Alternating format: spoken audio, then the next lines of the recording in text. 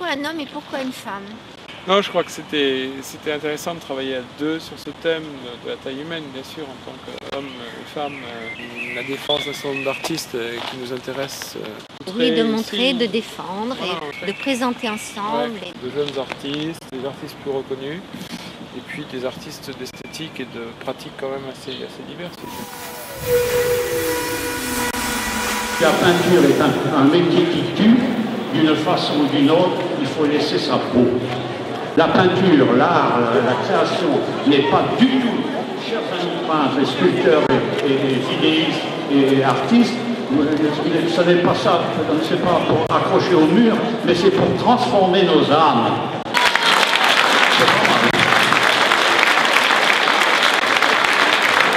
Et la peinture, c'est l'intuition. Je vous remercie, dans un lieu pareil, d'avoir suscité ça depuis tant d'années. Et je trouve qu'il faut continuer pendant très longtemps encore. Le premier musée d'art contemporain français était ici, et vous êtes dans ce qui est devenu ensuite Orangerie, mais qui était à l'origine un musée d'art contemporain. On dit, on a laissé sombrer l'art contemporain, la peinture, on a dans toutes les revues des papiers qui nous disent tout va mal, tout s'en va. Ici c'est autre chose, c'est un peu comme Avignon, c'est le côté off de l'art contemporain. Et bien que la pointe, un peu plus que le Grand Palais, ça se passe ici, je crois que c'est un vrai bonheur, et pour ceux qui y sont, et pour nous. La France à d'autres générations. Il y a Pignon, certaines toiles de choses. Personne, non. Messager. Et les contemporains, tu crois que les jeunes artistes, tous les autres, tu vois Damien Hirst, anglais, 40 ans.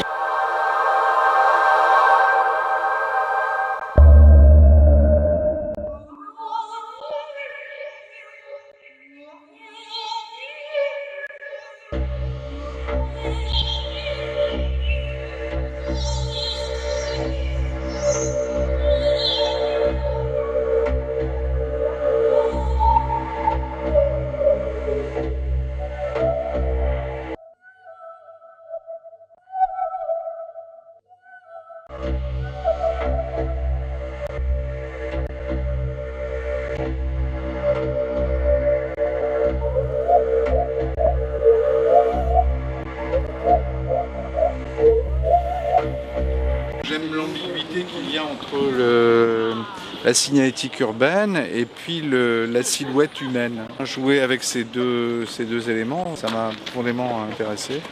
Et les enfants en sont très contents parce qu'ils ont vu des lapins, des moulins, et puis ils ont vu des familles aussi. Et ils ont dit tiens, ça c'est moi, ça c'est papa, ça c'est maman.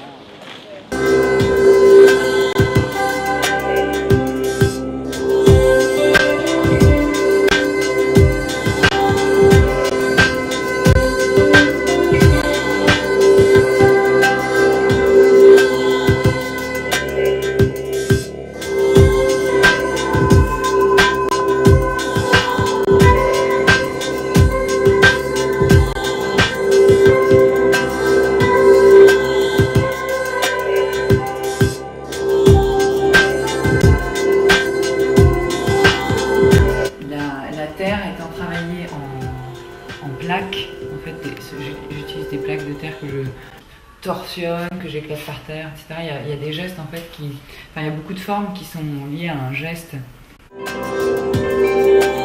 Je dessine pas pour faire des pièces, mais il peut m'arriver d'utiliser. Je dessine vraiment dans l'espace de la feuille blanche. Je prends un dessin et j'essaye de l'appliquer le plus sagement possible, le transformer en sculpture, trouver la meilleure manière de suivre le dessin en fait à la lettre.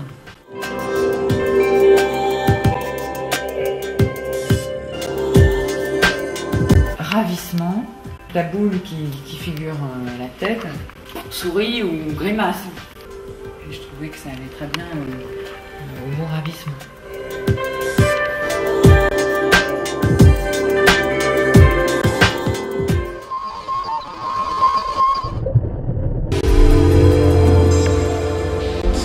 Que l'enfant reste plus grand que l'adulte, un peu comme si on pouvait considérer que l'importance de l'âge enfantin reste à tout jamais à une échelle plus importante. Avant de peindre, pour moi, sur la couverture, il y a déjà la présence du corps, parce que je prends des couvertures qui sont de vieilles couvertures militaires usagées. Ayant un vécu, elles ont donc déjà supporté des corps, ou sous-porté, si on peut le dire. En tous les cas, des traces, s'ils ne sont pas imprimées, elles sont implicitement à l'intérieur du tissu.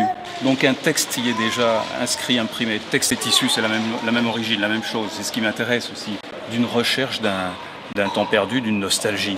L'idée de les redresser à la verticale par rapport au fait que la couverture, c'est l'horizontalité, c'est le lit, c'est le drap, c'est pouvoir redresser quelque chose du passé, pouvoir redresser dans tous ses sens. Il y a quelque chose de la peau dans cette histoire-là. Je pars souvent de documents photographiques, personnels, pas forcément personnels. Des gens me confient des éléments de leur passé. Donc je les travaille aussi au chalumeau parce que j'ai découvert que peindre au chalumeau, c'était un plaisir et que sentir cette odeur de laine brûlée me développait des effluves de madeleine personnelle, quoi.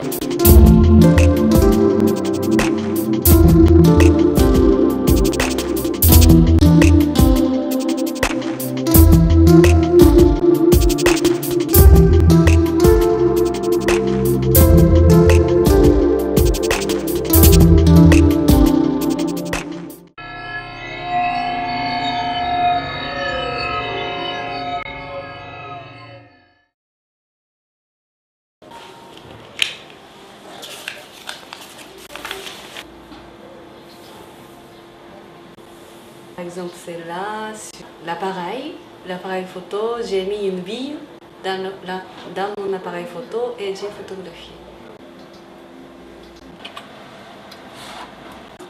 Par exemple, ici, on a des grains bizarres.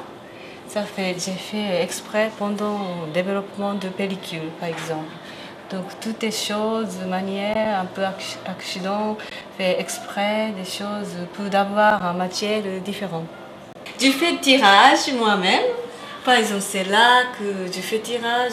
Ça, par exemple, après faire un tirage, et on a fait une marouflage sur le toile. Et pour moi, c'est important de manipuler jusqu'à la fin. La photo couleur, pour moi, c'est plutôt réalisme, réalité.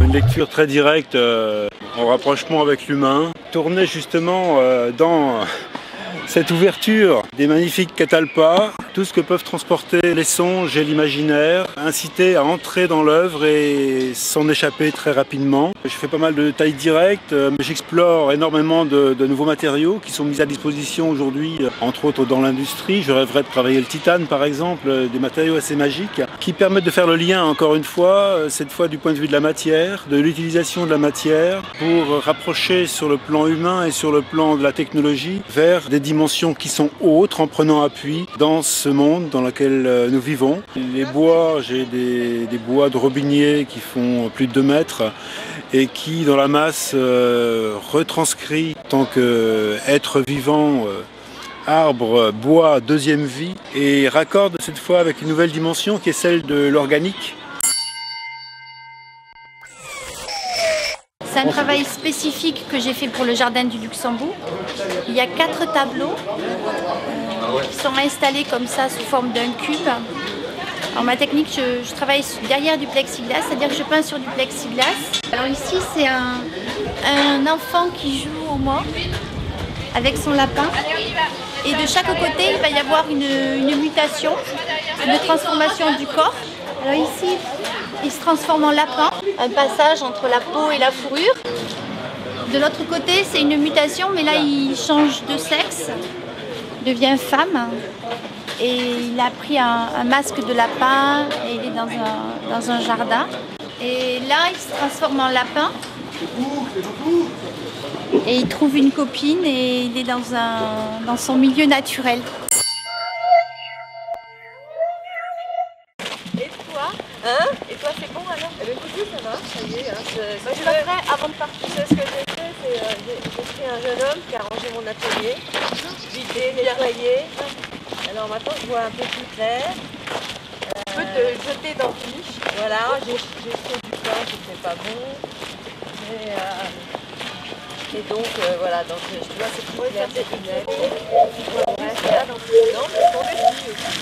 C'est les filles, les mouches de pain? Ouais. Il n'y a pas un garçon de temps en temps? Non, j'ai pas fait de garçon. Ah ouais. Donc, j'ai pas le droit. Ça va faire plusieurs plans et avec Voilà. les matières. Voilà. Bon bah donc là c'est tout. Non, ça y est, c'est... J'essaierai de passer avant la vie.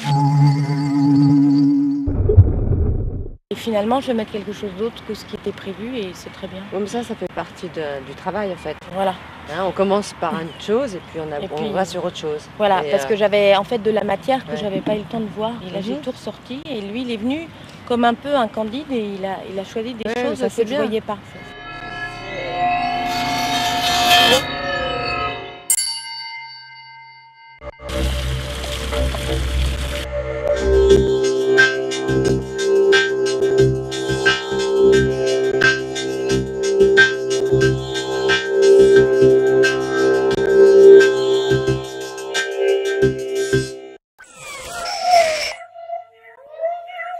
Ça a commencé il y a 25 ans par une fin de soirée. Je m'embêtais un peu, il restait des quignons de pain sur la table et j'ai commencé à les dessiner et trouvé que c'était amusant, que ça devenait très vivant. Le pain en lui-même avait des cicatrices, avait des formes bizarres.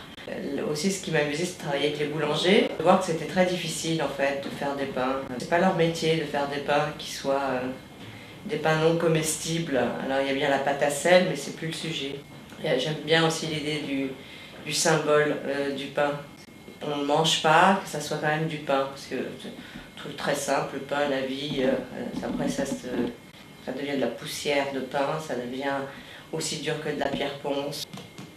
Par rapport à la pâte, à mettre les doigts dedans, c'est quand même un rapport sensuel. Cette odeur de pain est quand même, c'est comme le café le matin, c'est comme, ça rappelle l'enfance. Si je fais toc toc toc toc, je sens que c'est quand même costaud, mais il y a une petite pointe de mystère. Et comme c'est vivant, évidemment, je ne peux pas tout contrôler dans cette histoire. La taille humaine, ça dépend de la taille de son cœur. Moi, le brouhaha, c'est la taille humaine aussi. La peinture, elle est au centre du trou.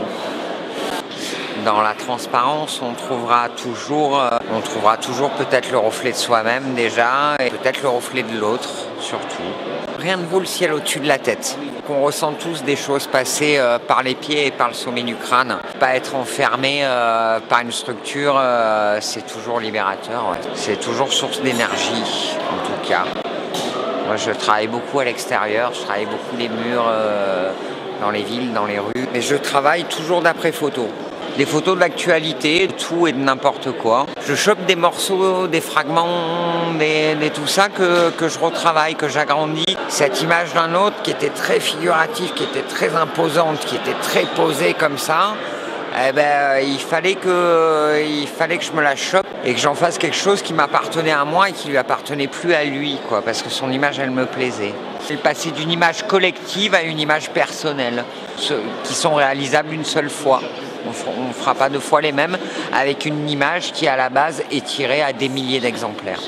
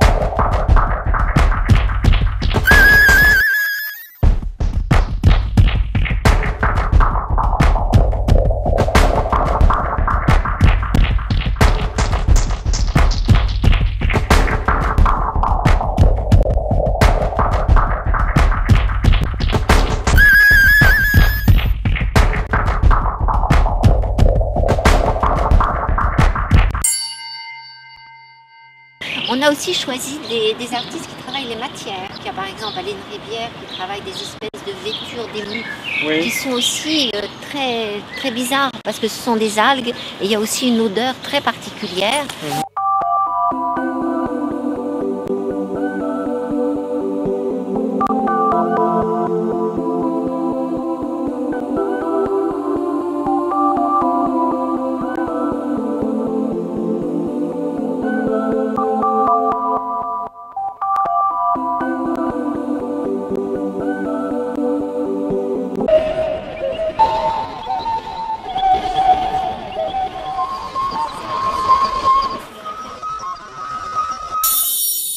À partir d'Aragon, j'ai bien connu Aragon, il a dit cette chose magnifique, la femme est l'avenir de l'homme.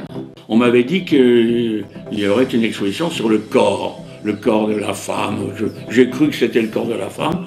La femme, elle est à l'origine du monde, c'est la petite Lucie. Notre mère était noire. Dans le Cantique des Cantiques, il est dit tu es noire, mais tu es belle. J'ai lutté pour Angela Davis avec Manessier, et pour les 10 de Wilmington, et pour aider Angela de sortir de prison. Moi, j'aurais envie de dire, en voyant Angela Davis, tu es belle parce que tu es noire. Je pourrais dire aussi à certaines filles, tu es belle parce que tu es blanche. Mais ce que je veux dire, c'est que la femme porte en elle la capacité d'engendrer le monde, d'être l'amante. Elle est l'infirmière, la femme qui assiste. La femme, c'est la dignité. Une des raisons aussi, c'est que là, vous voyez, il y en a une qui apparaît comme plus black que d'autres. Ça, c'est Barbara Hendricks, parce qu'elle a chanté étant enceinte.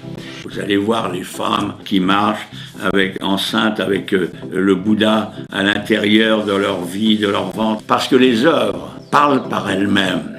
C'est la dernière vision que j'ai eue, celle que j'ai inscrite, c'est la dernière. Mais en dessous, il y a des milliers de tableaux, des milliers de rushs que je suis seul à connaître, que le véritable musée n'est pas le musée des tableaux que nous voyons, mais des tableaux qui ont été imaginés. C'est le musée des toiles inconnues. J'estime que la vision en peinture est une polyvision. Ce qu'il y a dans les assises d'une œuvre, comme disait Cézanne, qu'est-ce que c'est qu'un peintre? Un peintre, c'est un plongeur qui plonge jusqu'aux assises du monde pour essayer de voir ce qu'il y a en dessous. La peinture, c'est quelque chose qui détermine dans l'histoire du monde et dans l'histoire de l'humanité sa complexité.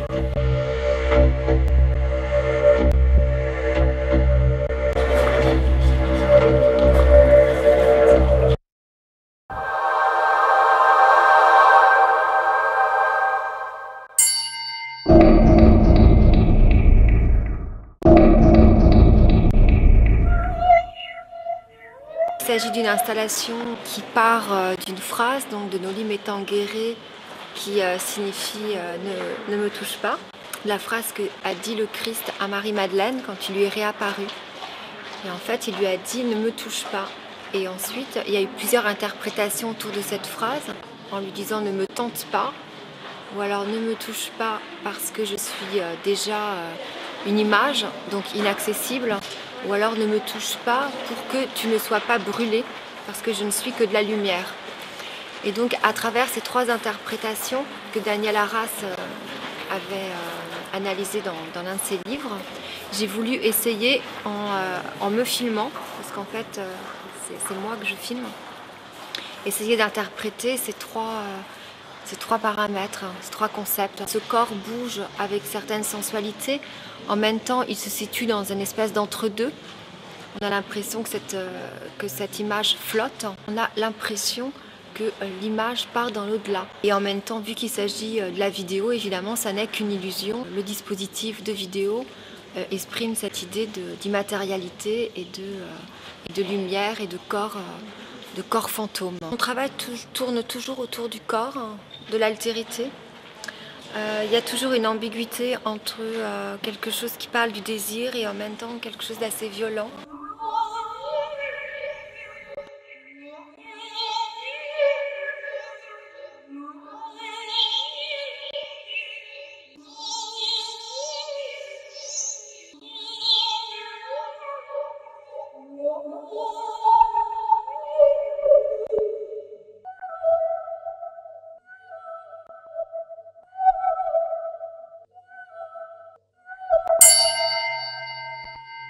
Le tirage soit presque à taille humaine.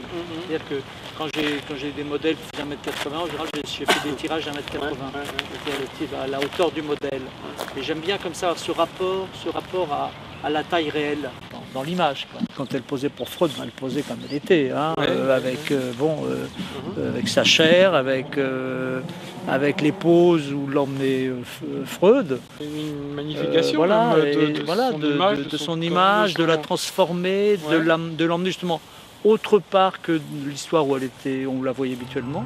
De l'égérie, de l'ébauverie, donc un certain contexte anglais des années 70-80 un peu provoque, mais c'est aussi une dame qui a un engagement social dans la vie pour gagner sa vie et qui est directrice d'un job center. C'était bien aussi justement de jouer sur l'ambiguïté comme elle est. Je veux dire, par exemple, quand on l'a pas fait avec les cheveux. Parce qu'en fait, c'est venu aussi ce côté, pour lui mettre les perruques, il fallait vraiment lui lisser les cheveux énormément, très serré comme ça, à pouvoir mettre les perruques. Et quand je l'ai vu comme ça, je dis, on la prend comme ça aussi.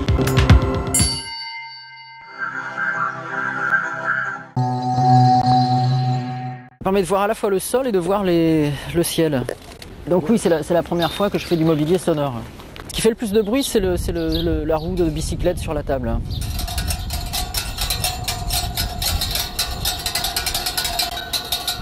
Ce qui est intéressant pour moi au niveau sonore dans cette pièce, c'est le mélange qui peut exister entre les interventions des spectateurs qui viennent utiliser les choses et le mélange de sons externes. C'est-à-dire les oiseaux, les voitures dans le lointain, les coups de klaxon, les cris des gens, le joueur de tennis qui « Ah merde !» ou comme j'ai vu hier, là, il y en avait un qui n'était pas content du tout de perdre. Et du coup, ça, c'est l'ensemble qui, tout à coup, produit une espèce de paysage sonore. Je donne autant de valeur au visuel qu'au sonore. Ça fonctionne exactement ensemble, un peu comme dans un film finalement, où 50% c'est l'image, 50% c'est du son.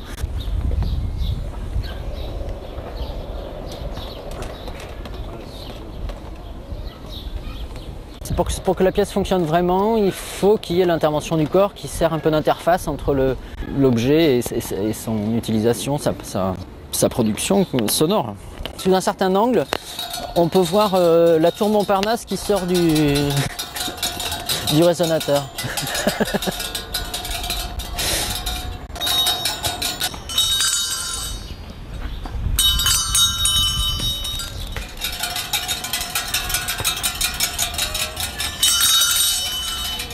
Une musique de l'aléatoire.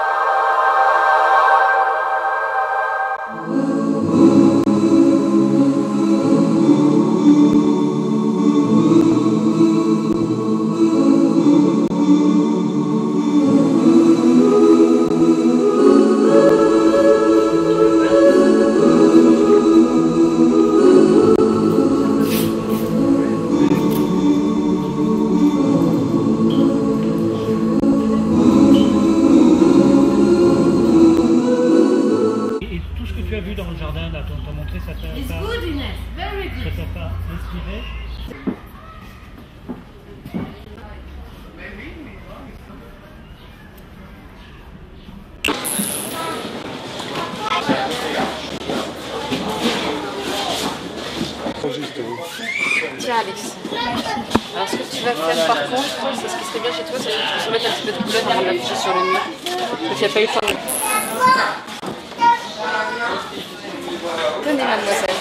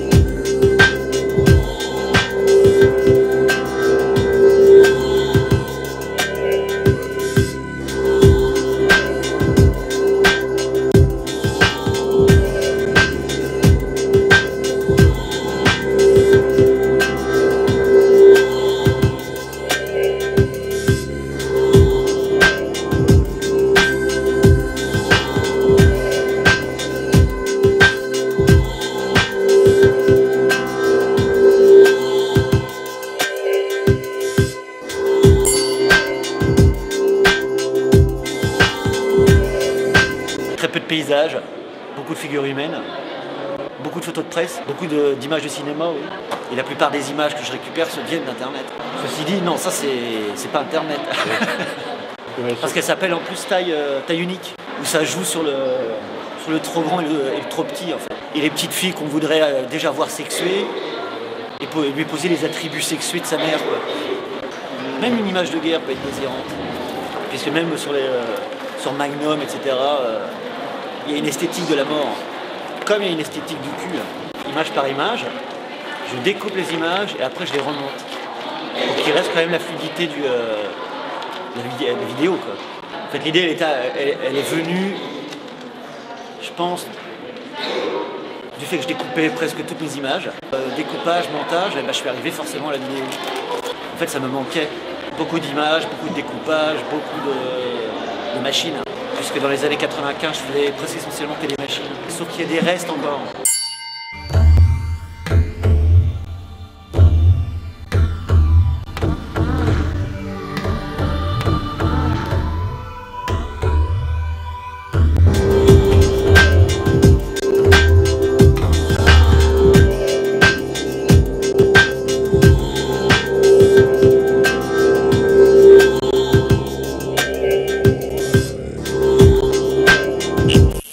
Attiré effectivement par la taille humaine, l'échelle humaine. Les dessins aussi étaient à l'échelle de l'homme, quoi.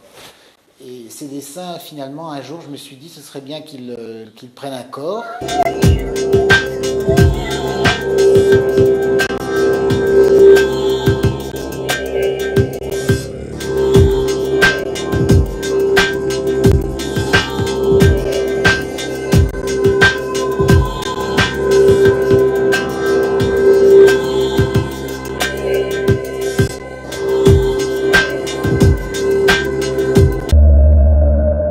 La Fontaine de la Croix est un très beau sujet, d'abord parce que c'est lié à la vie et à l'œuvre de Delacroix. Dans l'idée d'une installation, de faire avec. Delacroix a beaucoup travaillé sur les massacres et j'ai choisi donc de mettre en dialogue les Niobiles, de faire des grands tirages pour que les personnages qui figurent sur mes photos soient en relation directe avec les personnages qui rendent hommage à Delacroix dans l'allégorie, je pense, de la littérature et du drame, en établissant des dialogues.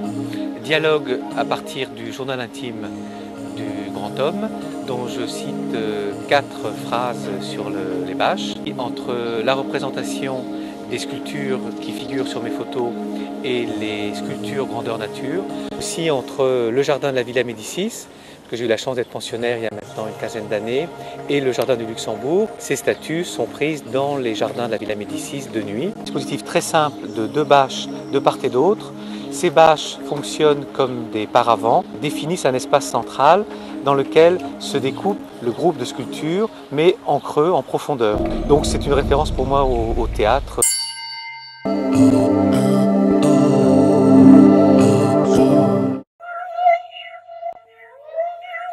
Ça m'a fait rire de voir ce travail parce que c'était peu conventionnel. J'ai jamais vu des gens comme ça se photographier, puis en même temps c'était intriguant. Ils ont plutôt coutume de s'habiller, de se travestir en ce qu'ils appellent des petits bourgeois, c'est-à-dire un petit peu ce que je porte là, un petit tailleur, tout à fait allemand moyen. Donc j'ai cherché à en savoir plus. J'ai appris que c'était eux qui posaient. Anna me disait, quand nous tombons vraiment. Ce sont des performances d'artistes qui sautent dans les arbres, qui prennent des risques et qui se mettent en scène. Ce sont quasiment des performances théâtrales. C'est le corps, mais le corps avec les sens, les sensations. Et il y a une chose, un élément qui a beaucoup d'importance dans leur travail et qui est assez rarement utilisé par des artistes, c'est le toucher. Et souvent, ils se mettent en situation d'essayer de connaître ou d'appréhender quelque chose avec leur corps. Et en fait, c'est une réflexion sur l'expérience du corps dans mon environnement. Qu'est-ce que mon corps peut me donner à connaître de ce qui m'entoure? Et la pièce que vous avez derrière se rapporte à la métaphysique. Et cette pièce s'appelle « La métaphysique est une affaire d'homme ». Bernard, qui est contre l'arbre, qui est quasiment en train de prier. D'abord, ils m'ont dit la photographie argentique est morte, elle n'existe plus, maintenant il faut faire du numérique. Là aussi, c'est un regard assez très jeune et très créatif vis-à-vis de l'évolution. Donc il y a un médium qui disparaît et eux disent il y a un nouveau médium qui apparaît. Ça n'est plus le reflet de la réalité qui compte, mais c'est un peu l'image qu'ils souhaitent fabriquer avec ces nouvelles techniques.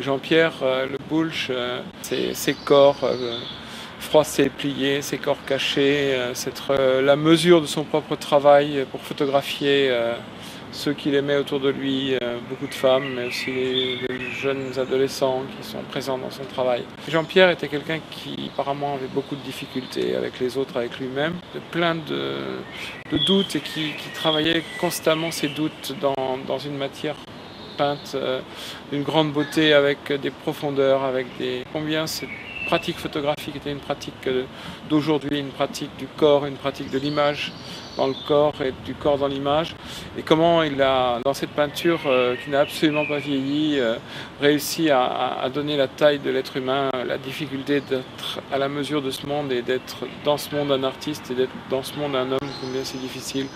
Il savait le dire et l'écrire, Jean-Pierre Le Boulch, et on est heureux de lui rendre un hommage.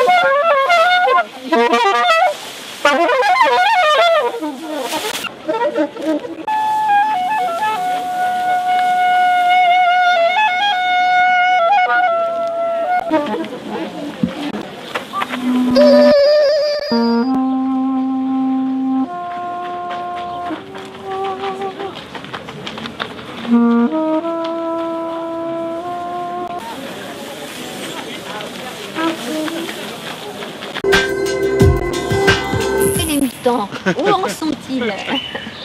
C'est intéressant de voir que des artistes questionnent les nouvelles technologies, les biotechnologies, avec des moyens plastiques fort divers, quoi. La taille humaine, ça serait le local qui se débat, qui survit et qui se défend face au mondial, d'une certaine manière. Cet acquis ressort à un moment donné autrement que par une forme imaginée nouvelle.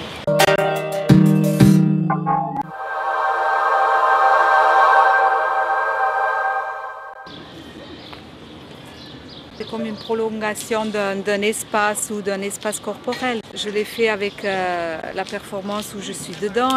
C'est comme un peu l'âme aussi qui agrandit le corps, une aura qui est tout autour du corps. L'autre, c'est comme si une femme, elle rentre dans l'arbre et puis de l'autre côté, elle sort. Une veilleuse, elle veille à quelque chose. Enfin, c'est un jardin de reines, mais pas de reines de France. C'est une interprétation d'aujourd'hui de comment on peut voir les reines, à chaque femme une reine ou enfin des choses comme ça, quoi. Et les reines, ça m'a inspiré beaucoup ici parce qu'en Suisse, on n'a pas de reine d'abord. C'est faux-faux, ça s'appelle faux-faux autour du corps, quoi. Qui s'épouse, qui se décolle, qui s'accroche, qui déforme le corps, qui donne une autre signification. Je travaille avec une photographe, c'est important parce qu'elle me permet, au fond, c'est Sandra Sutter, elle permet de vraiment avoir des très très bonnes images. Aussi quelqu'un qui travaille beaucoup sur la question du politique et du rapport aux biotechnologies. Donc une artiste anglaise vivant en France et travaillant, pas seule puisqu'elle travaille avec son mari, Lucie Horta et Georges Horta. Donc... Sur l'humain peut-être et sa survie et sur les aspects finalement plus écologiques. Il parle de l'habitat, il parle de l'individu, il parle aussi de la collectif, de la solidarité entre les hommes. Ils sont à la fois un objet sculpture, un objet sculptural, mais aussi à la fois portable, on peut les porter. On a invité des danseuses contemporaines à expérimenter ces habits. Ces abris sont conçus comme des espaces minimes d'architecture pour des individus. Aussi des abris qui se connectent entre eux pour créer des espaces collectifs. Un sac à dos, on peut créer une petite maison, on peut se déplacer, on est mobile, on porte ses besoins sur soi. Il s'agit donc des abris temporaires, des abris modulables, mais aussi, avant tout, aussi des abris qui se connectent entre eux pour créer des espaces collectifs. Donc, il s'agit d'un abri individuel qui s'attache avec un autre abri. Donc, on finit par créer un réseau d'habitation, un réseau de mini-bivouacs, un réseau de mini-tentes, de sacs de couchage qui sont reliés.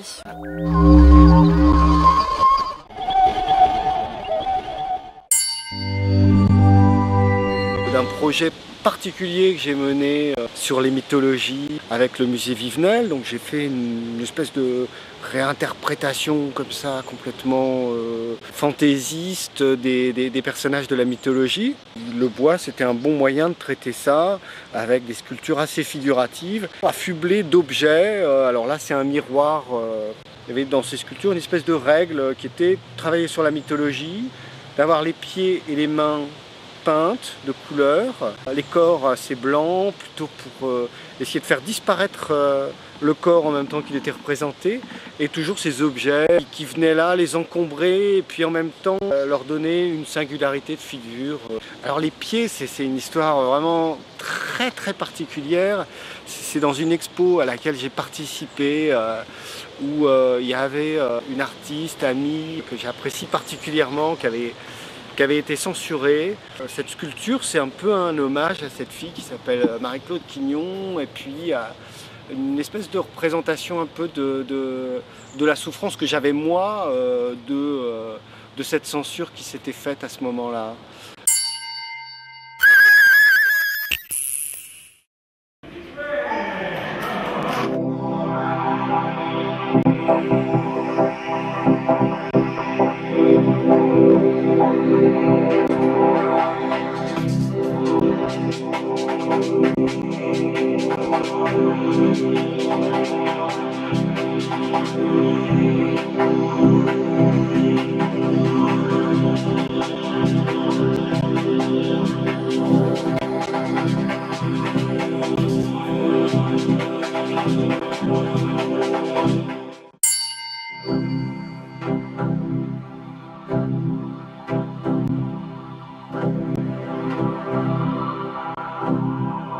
J'ai fait ça d'après une collection au Muséum d'histoire naturelle et des organes génitaux de mammifères.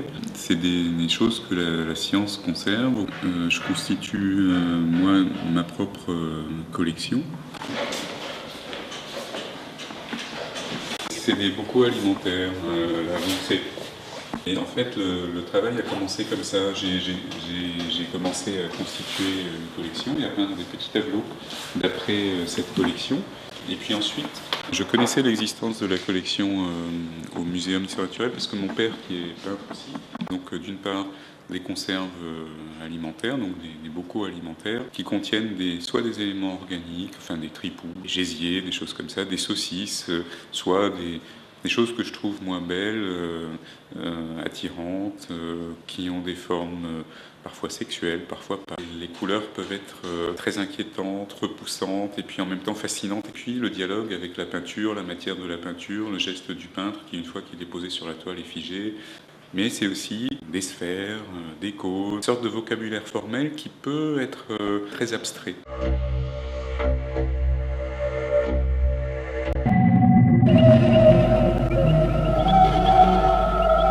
Ces mannequins sont devenus les personnages d'une histoire qui se nomme Sweet Little Sister et dont je laisse au public le soin de découvrir sa signification.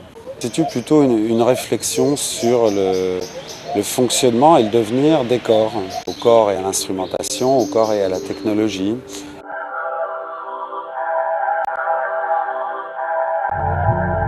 Est-ce que le corps fusionnera avec la technologie? Tous les prototypes que je fais ont des fonctions complètement incertaines. Ce temps, je ne le situe pas, ni aujourd'hui, ni dans des centaines d'années.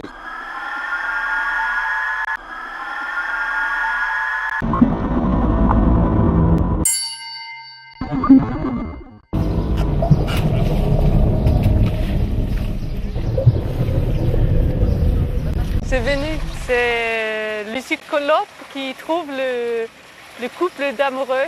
Elle est très jalouse. Et ici, c'est le nez de Vénus, passage de Vénus devant le soleil. Connexion avec Vénus et le passage du ciel.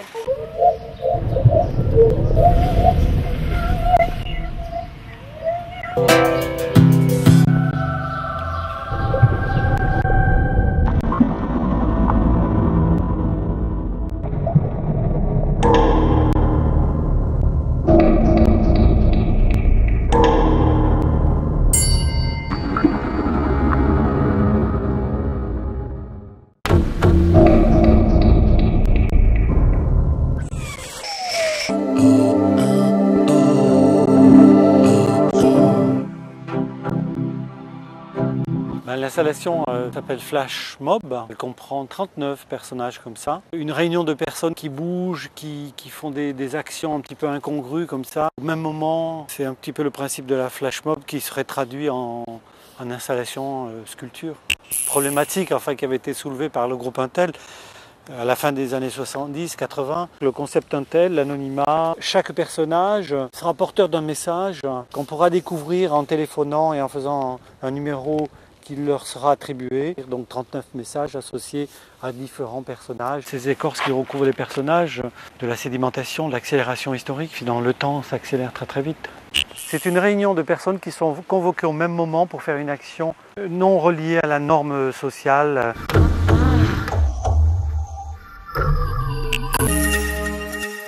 Picasso, Louise Bourgeois, Henri Matisse, Joan Miró, Andy Warhol.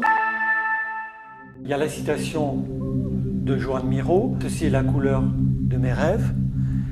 Et là-dessous, il y a ma signature logo, la citation de World Painting. À partir du moment où c'est codé, comme il y a 150 pays qui ont adhéré à ce système-là, n'importe quelle phrase ou n'importe quel signe peut être codé et transmis instantanément à travers le monde, quoi. Donc cette série-là, c'est ma vision de l'histoire de l'art. Je ne le fais qu'à un seul exemplaire. Je m'adresse à un ou quelques individus. Et pour une discussion finalement à l'échelle humaine. J'ai toujours aimé ce rapport qu'il pouvait y avoir dans le langage, entre le langage du corps, à travers différentes attitudes, et puis le langage textuel, codé.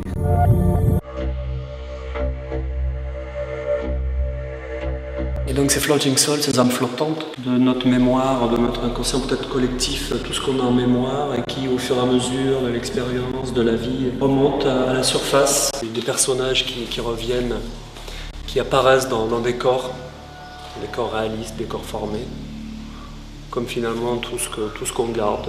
Qu'on ne dit pas, les portraits vont glisser sur des humains standards. Quelques reflets de couleurs primaires, comme des spots d'un spectacle, le fond blanc, dont on ne sent pas la matière peinte, qui serait une salle d'avant, on va dire d'avant la vie, d'avant tout ce qui va se passer, et qui nous regarde.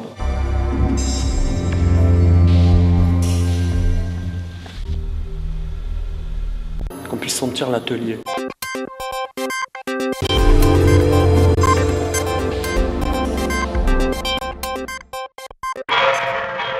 Aller au Japon, qui était à 14 000 bornes de mes origines, m'a recentré et a donné lieu à une introspection qui maintenant se voit dans la peinture avec ses visages. Un revival de la mémoire, que j'avais peut-être oublié à Paris, où finalement on est toujours sous ce spleen, ce couvercle lourd et noir de Baudelaire. Mais le Japon, ça a apporté une autre vision, le rapport à la nature que j'avais déjà ici enfant.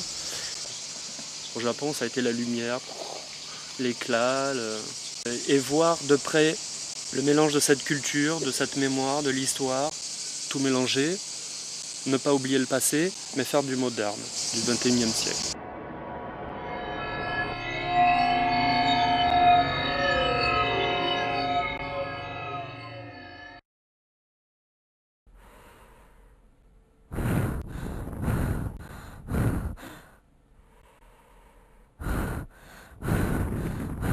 On travaille énormément autour de la question d'intérieur, d'extérieur, du corps et de l'architecture.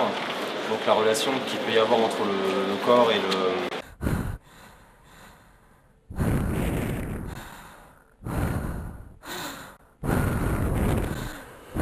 l'habitation et les non-lieux également, simplement les lieux de transit.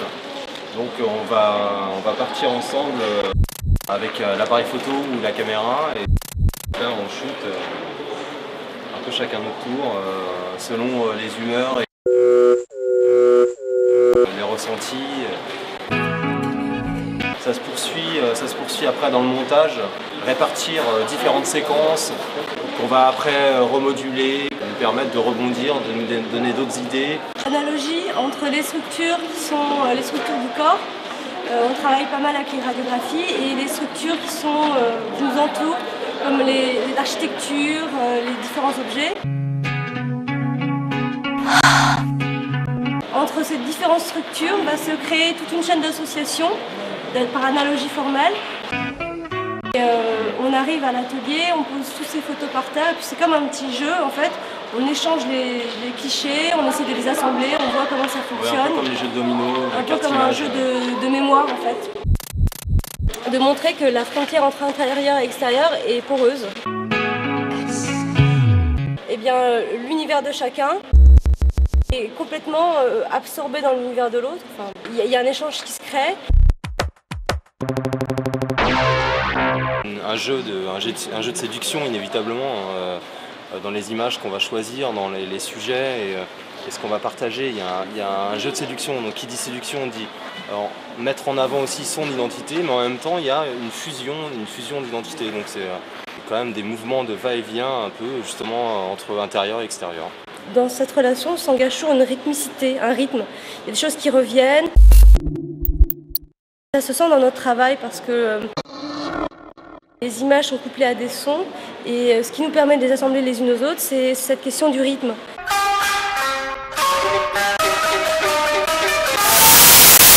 Un rythme qui est tiré d'un échange, en fait, d'un souffle commun. Comment gérer le silence, comment gérer le non-mouvement. D'espace-temps, de l'image et du son, d'un rythme qui revient et qui va mettre nos deux voix, si on peut dire, à l'unisson.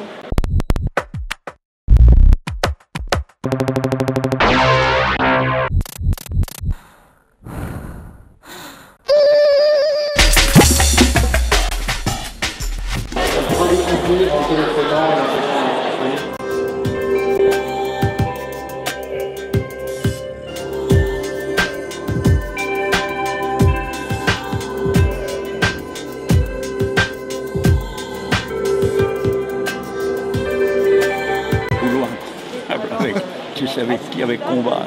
Génial. Tu le sais pas. C'est super idée. Tu l'as pas vu ça? C'est formidable. T'es con. On est en train. On a fait depuis plusieurs années. En 80, je l'avais repéré quand j'étais à la Biennale de Venise. Et alors, un jour, j'ai dit on fera quelque chose. Et un jour, une dizaine d'années après, je lui ai dit Robert, est-ce qu'on ferait pas un chemin de croix? On est mystiques tous les deux. On a fait